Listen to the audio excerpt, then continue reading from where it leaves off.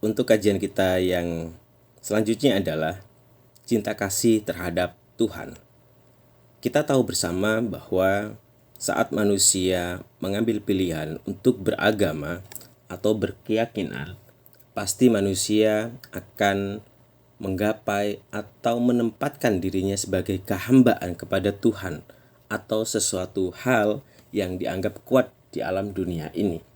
Itu adalah proses yang normal yang dilakukan manusia di dalam mewujudkan bentuk pengabdian dia kepada zat yang tunggal atau yang diyakininya. Cinta kasih terhadap Tuhan yang diyakini seringkali dipahami sebagai hubungan yang penuh hormat, pengabdian, dan kasih sayang. Hal ini terwujud dalam berbagai bentuk tindakan. Apakah itu? Bisa seperti beribadah atau berdoa, bersyukur, serta menjalankan ajaran-ajarannya. Ini bukan hanya tentang pengungkapan perasaan cinta, kawan, melainkan bentuk ekspresi kata-kata, bagaimana tindakan sehari-hari mencerminkan penghargaan dan kedekatan seseorang kepada Tuhannya. Cinta kepada Tuhan dalam banyak tradisi agama dianggap sebagai dasar dan moralitas dan etika hidup yang baik, karena Tuhan dianggap sebagai sumber kebaikan, kasih, dan kehidupan itu sendiri. Kawan-kawanku semuanya, kita pahami bersama bahwa tindakan manusia yang berkaitan dengan ibadah, doa, rasa syukur, sekali lagi itu adalah bentuk penghambaan manusia. Luapan manusia sebagai penghambaan, maka dia akan melakukan sebuah ritus-ritus bagaimana akan mewujudkan cinta kasihnya sebagai hamba kepada Tuhan yang dianggap kuat itu sendiri. Sehingga ini sangat penting di dalam mencerminkan cinta kasih terhadap Tuhan. Maka dalam kajian cinta kepada Tuhan ini memiliki nilai spiritual, tapi juga memberikan manfaat secara psikologis dan neurobiologis bagi individu manusia itu sendiri untuk melakukannya dengan tulus. Dalam kajian cinta kasih kepada Tuhan, dalam pertanyaan ini adalah ada dua hal yang bisa kita ambil, yaitu wujud peribadatannya dan bagaimana wujud cara bersyukurnya. Oke, yang pertama, kita bicara bentuk peribadatan atau berdoanya, bentuk implementasi hamba kepada Tuhannya. Beribadah adalah bentuk doa yang mencakup berbagai kegiatan-kegiatan. Ada yang menggunakan sholat, ada yang menggunakan meditasi, atau ritual-ritual agama dan keyakinan lainnya lah, kawan.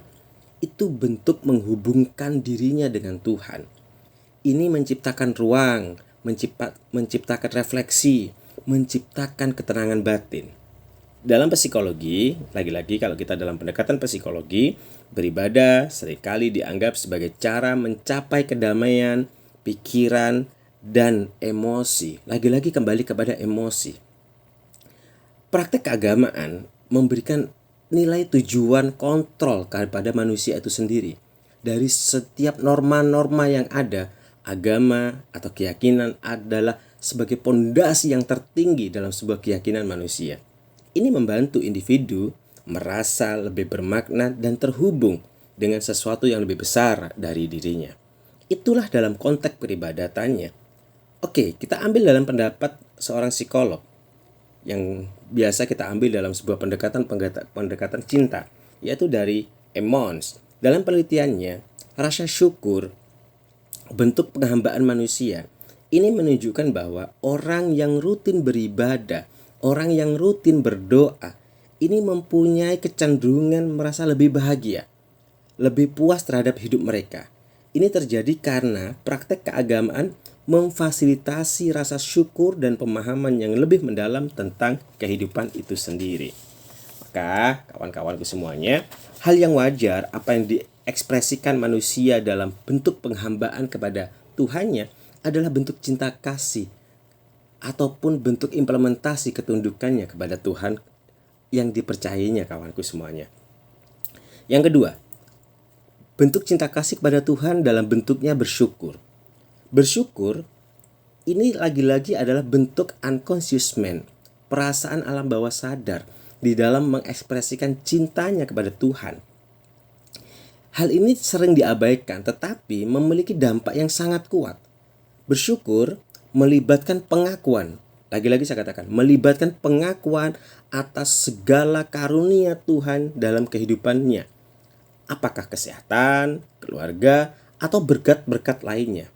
Bentuk rasa syukur yang dituangkan dalam jurnal-jurnal syukur ke dalam kehidupannya memiliki bentuk kesejahteraan emosi. Ada rasa nyaman, ada rasa lepas yang bisa berdampak positif pada otak dan saraf manusianya. Hal itu sangat mempengaruhinya dan membuat manusia itu lebih sehat secara mental. Oke, itulah bentuk syukurnya dan sering kita harus melakukannya dalam jurnal-jurnal syukur di dalam kehidupannya. Apa sih dampaknya kita bicara tentang cinta kepada Tuhan atau cinta kepada sesuatu hal yang dianggap kuat sebagai bentuk penghambaan? Rata-rata manusianya adalah dalam kehidupan sehari-hari.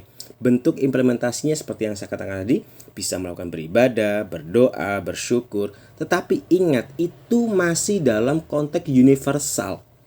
Ada lebih konteks yang lebih horizontal. Bentuk implementasi cinta kepada Tuhan, yaitu adalah bagaimana manusia melakukan hubungan sosial kepada manusia. Implementasi cinta kepada Tuhan yang dalam pendekatan horizontal adalah yang paling terpenting adalah berbuat baik kepada manusia, menjaga alam, mengekspresikan dalam sebuah norma-norma yang diajarkan dalam norma-norma adat, norma-norma kepercayaan yang memang mereka tuangkan dalam sebuah konteks keagamaan. Kita kasih contoh. Ada satu konsep tentang konsep kejujuran dalam sebuah kehidupan kita. Jujur sangat baik. Jangan hanya dalam ucapannya, jangan hanya menjadi branding dirinya tentang sebuah konsep kejujuran, tetapi saat ada sesuatu kejahatan, saat ada sesuatu yang salah, tapi dia mendiamkan diri dan mengiyakan untuk membiarkannya. Saya katakan itu bukan hanya branding kejujuran dirinya, tapi adalah kemunafikan dirinya, hanya tidak mau terlibat dalam sebuah konteks permasalahan. Tapi dia membiarkannya. Tapi dia nggak mau terlibat hanya karena itu salah dan itu tidak jujur. Tapi aku nggak mau menjalankannya. Yes, itu bagus. Tetapi you ada di sana. Bagaimana you dikatakan sebagai orang yang jujur, tapi you ikut andil di dalam melegalisasi sebuah kegiatan itu. Itu saya katakan bullshit untuk sebuah konsep itu. Sederhana dalam kehidupan manusia. Kejujuran dalam konteks manusia adalah bagaimana menempatkan sesuatu pada tempatnya. Apakah itu sesuatu yang normal? Normal. Kita bukan manusia dalam konteks sesuatu yang perfeksionis, tapi kita bisa melakukannya dengan bukan mengadakannya, bukan membuat yang palsu, bukan membicarakan yang tidak ada, tapi bagaimana kita mensiasati itu menjadi sesuatu yang normal. Normal itu maksudnya apa? Sampaikan sesuatu apa adanya. Kita tinggal mengemasnya dengan bijaksana. Kenapa saya katakan ini dalam konteks manusianya, dalam konteks kecintaan kepada Tuhan? Kebanyakan manusia adalah tidak tahu caranya menyampaikan pesan. Padahal cara menyampaikan pesan adalah lebih penting daripada pesan itu sendiri.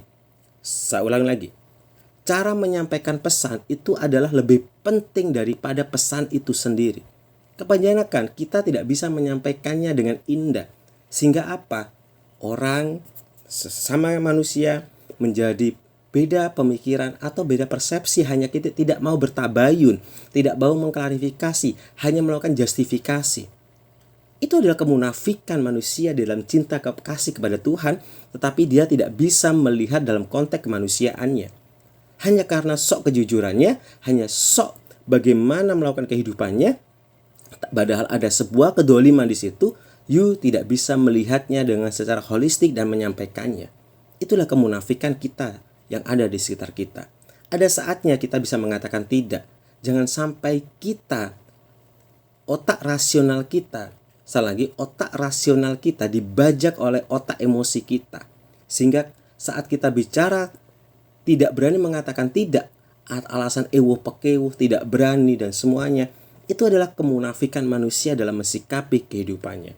itu adalah sesuatu pesan yang penting di dalam menerapkan cinta kasih kepada Tuhan, menjalankan sebuah kaidah-kaidahnya dalam konteks kejujuran, berbuat baik sesama manusia, berbuat baik menjaga alam, berbuat baik bagaimana beraktualisasi pada semesta.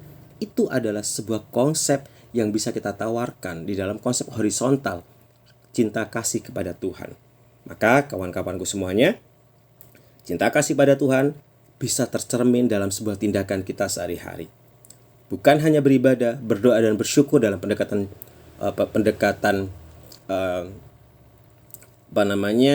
ketuhanannya atau bicara tentang vertikalnya, tapi secara horizontalnya sesama manusianya juga harus diperhatikan. Bagaimana berbuat baik, menjaga alam, berkomunikasi dan menyampaikan sesuatu hal dengan kebijaksanaannya.